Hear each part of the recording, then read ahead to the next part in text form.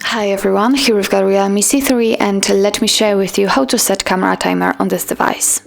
So firstly, let's enter the camera app and make sure that you're on the photo mode.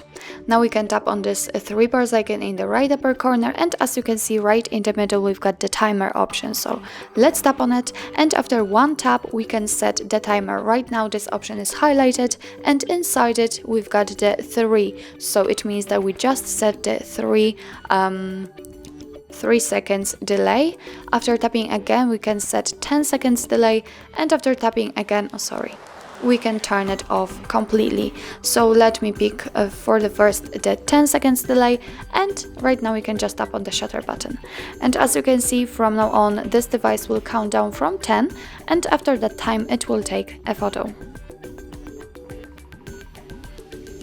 Okay, let's check another option. Let's pick 3 seconds delay and tap on the shutter button. And the same situation, but now it is counting down from 3. And after turning off the timer, so just after making sure that this icon looks like it, we can take photos right after touching the shutter button. So actually that's all. This is how to set camera timer in your REALME C3. Thank you so much for watching. I hope that this video was helpful, and if it was, please hit the subscribe button and leave the thumbs up.